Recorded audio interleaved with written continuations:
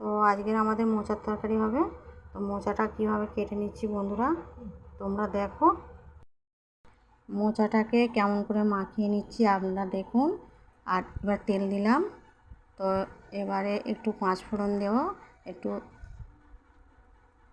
তেজপাতা দেবো, দিয়ে এইভাবে রান্নাটা করছি তোমরা দেখতে থাকো। একটু নেড়ে চেড়ে নেড়ে নিলাম।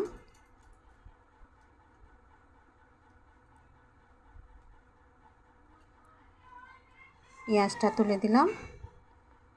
তো এবারে পেঁয়াজটা তুলে দেবো। তোমরা নেড়ে চেড়ে নিয়ে পেঁয়াজটা তুলে দিচ্ছি। পেঁয়াজটা নাড়তেই থাকছি, নাড়া হচ্ছে।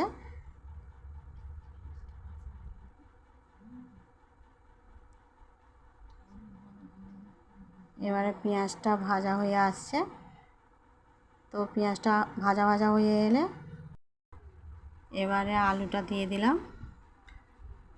তো আলুটা অনেকটা তো আলু দিয়ে মানে নাড়াচাড়া করতে হবে।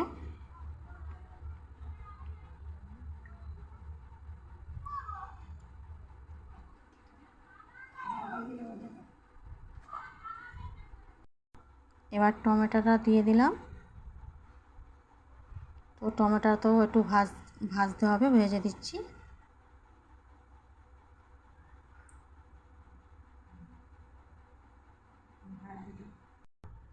এবার বন্ধুরা দেখো, তো আলুটা ভাজা হয়ে গেছে। তো একটু আদা বাটা দিলাম। তো আদা বাটা দিয়ে একটু নেড়ে চেড়ে মানে নাড়ছি, নাড়া হচ্ছে। তারপরে এবার একটু নুন দিয়ে দিলাম। নুনটা না দিলে টেস্ট হবে না, তো ওই জন্য নুনটা একটু দিলাম। তো নাড়তেই থাকছি, একটু নরম নাড়াচাড়া করলে ভালো টেস্টটা ভালো হয়। এবারে লঙ্কা হলুদের পেস্টটা দিয়ে দিলাম।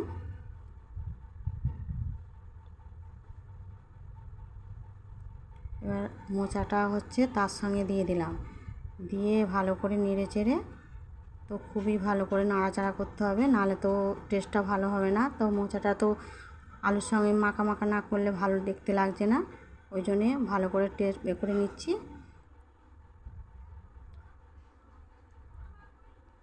তো এবার কাঠের জাল, তো এক হাতে জাল দিতে গিয়ে আমি নাড়তে পারছি না, তো একটু ভালো করে বেশি করে নাড়তে হবে। এদিকে জাল দিচ্ছি। তো এবার জলটা ঢেলে দেবো। জলটা ঢেলে দিয়ে এবার নেড়ে চেড়ে চাপা দিয়ে দেবো। তো অনেকটা হয়ে গেছে, তো চাপা দিতে পারছি না, এমনি জলটা নেড়ে চেড়ে ঢেলে দিচ্ছি।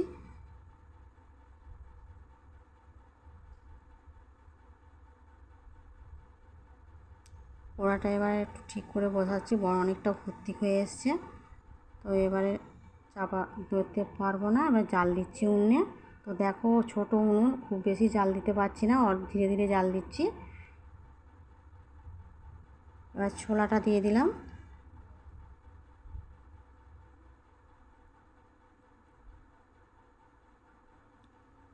ছোলাটা দিয়ে এবারে জোরে জাল দিচ্ছি। বন্ধুরা এবার তরকারিটা হয়ে এসছে। তো এবার নামিয়ে নেব। এবার তরকারিটাকে নেড়ে চেড়ে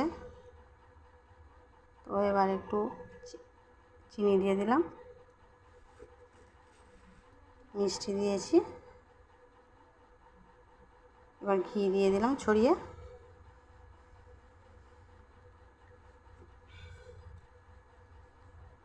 ঘিটা দিয়ে একটু নাড়াচাড়া করছি। তো এবারে নামিয়ে নিয়েছি গামলিতে।